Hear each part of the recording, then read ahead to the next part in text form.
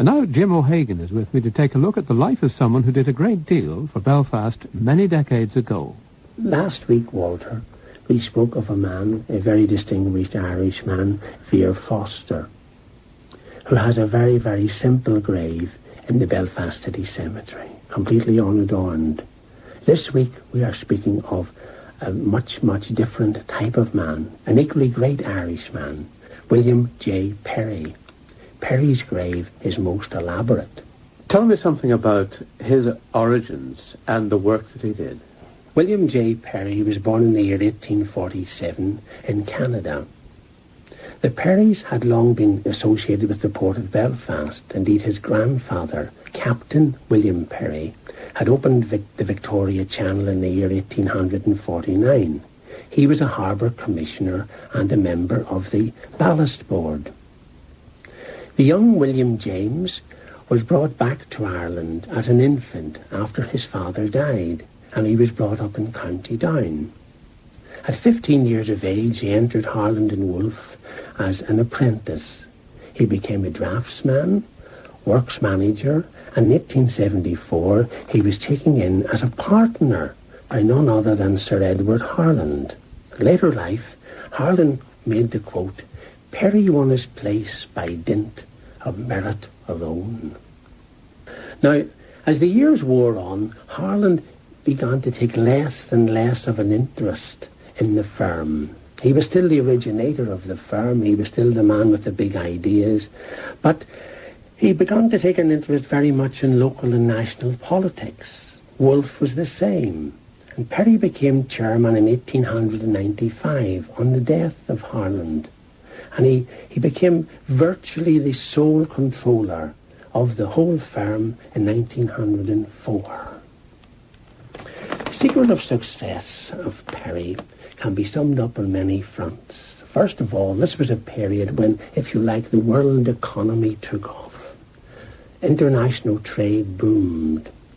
Improved methods of transport were seen as very, very important. And Pirrie quickly gasped that if he were to make the most of his shipbuilding venture, then quality ships would have to be the thing. These ships were virtually floating hotels. Someone said they were Hotel Cecils. They were fitted by the then most modern methods, most up-to-date innovations in naval architecture. There was a need for quality passenger accommodation, especially for first-class passenger accommodation. Pirrie was always a man very much ahead of his time. He travelled on his ships, he mingled with the passengers.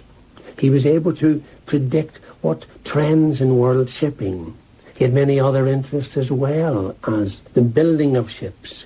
He was a director of the White Star Line, which was intimately associated with Harland and Wolff's. And in time, he began also to see the potential of oil as a fuel for propelling his ships. And in 1912, he acquired a diesel engine works of his own in Glasgow, where he was able actually to build his own engines, bring them back to Belfast and put them into his ships. You may have seen, Walter, from the recent film of the Titanic, how these ships that he built were fitted out. They had all the opulence of their day. Swimming pools, gymnasia, ballrooms, you name it, they had everything. And he obviously found in the workforce in Belfast people who had the ability with all the crafts to produce these world-leading designs. Very, very much so. There was a whole tradition dating back from 1858 when Harland had taken over the works. Though Pirrie built it up very, very much. When Pirrie actually became chairman, there were 3,000 workers, and yet by 1912 there were 12,000 workers. So he's very much a man who built the firm up and built on the foundations, indeed, that Harland started. As I said before, he was a super salesman. He went round the world. Many port authorities valued his advice because he was able to advise them on improving their ports, etc.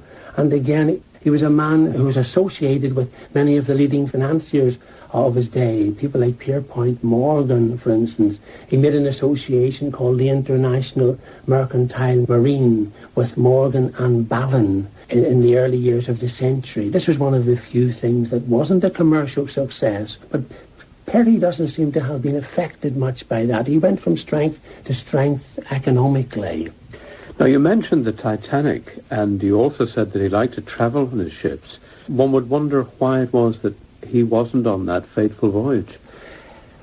Luckily for him, Walter, he was ill at the time. He had travelled, for instance, on the other ships. He had travelled on the maiden voyage of the Olympic, on the Oceanic. Indeed, there's a story told how just before the Oceanic was launched in 1899, he and his distinguished friends were drenched at the quayside because with the boat slipping into the water, it created such a spray that they were all drenched. And of course, these launches of his were great occasions. He brought all the great and the good people from all over Ireland and from further afield. Although, interestingly enough, those ships were never christened. They never dashed champagne against the sides. It may have been something to do with Pirrie's Presbyterian upbringing in County Down, although, again, he was a man of great opulence and a man of extravagance.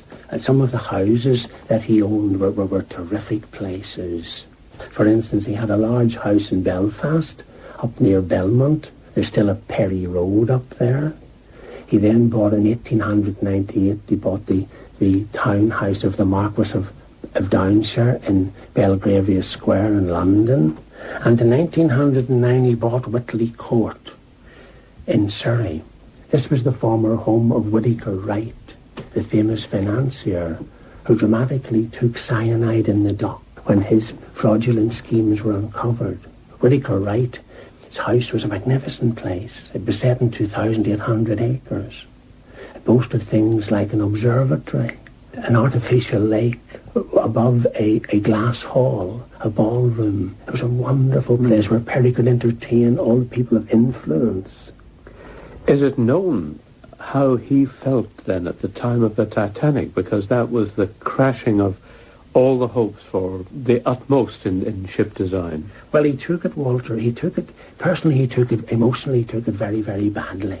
He took it indeed very, very badly, as indeed, that was, if you like, the end of an era, if you like. We're coming up to the end of it. It fitted, in a sense, the whole pull up to the First World War, when so many hopes of the Edwardian era were dashed. And I think this was a sort of a foretaste of what was going to happen to many aristocratic people in the First World War, with seeing their sons killed in the war. Though Pirrie never really suffered financially, and his businesses went from strength to strength. But it's just a pity that his politics weren't as successful as his business ventures. What happened there? Well, Walter, he entered in 1893, he entered Belfast Corporation. And indeed in 1896-97 he was Lord Mayor. In these years he extended the city boundary. He began work on the new city hall.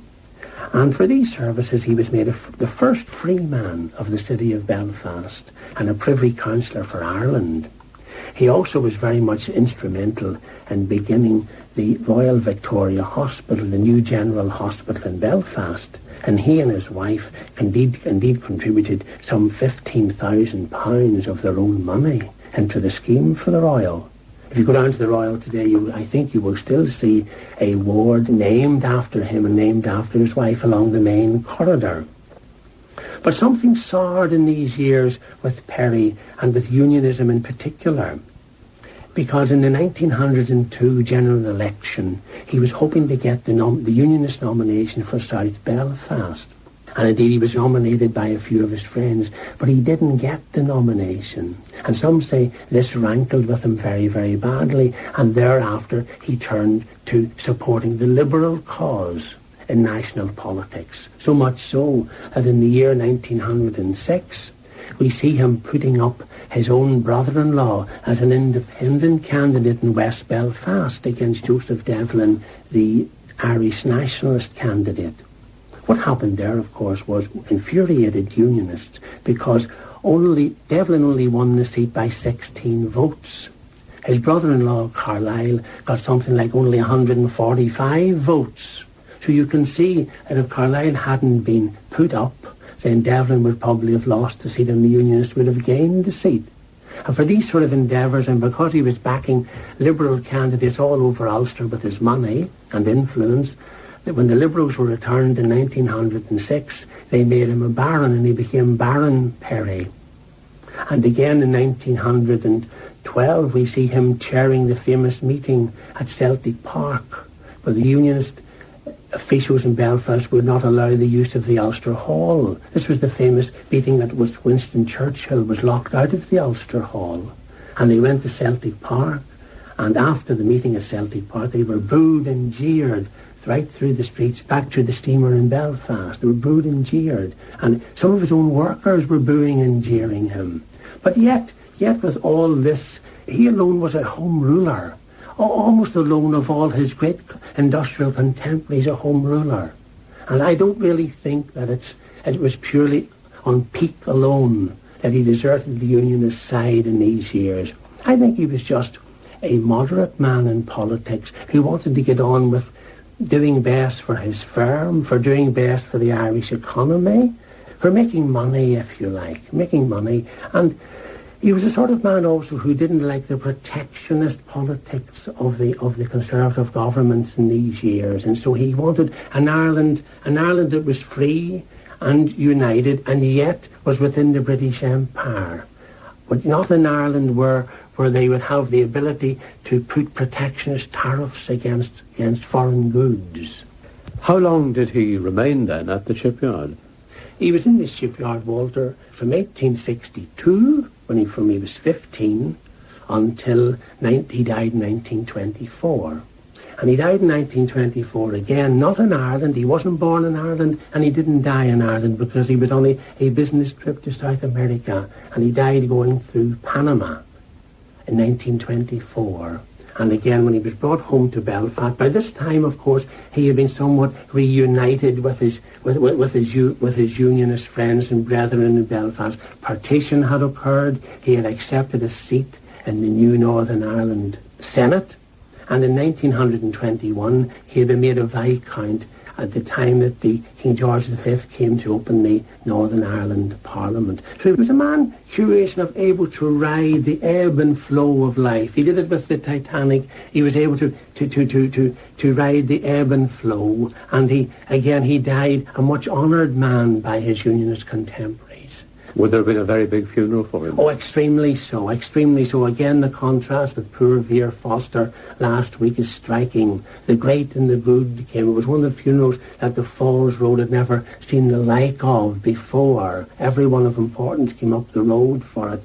And again, in time, they erected this beautiful, wonderful monument to him with his head on a four-sided monument. And round the monument there were plates on each side, one of the Royal Victoria Hospital, and on the other three sides, three of his famous ships. That would have been the Titanic was there, I'm not sure, but one of them may have been the Britannic, the Oceanic, and the other good one was the Olympic. There'd been three of that combination would have been there. But some years ago, the Pirrie family took the monument down to Harland and Wolff, where it is now, and they just put up a smaller stone. Perhaps in time, if things settle, they might think of restoring it to its rightful place.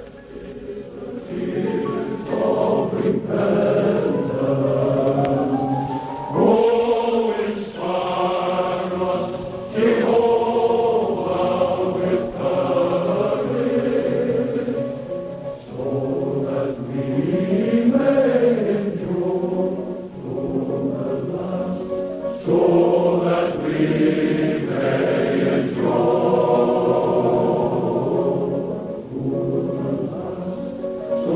that we may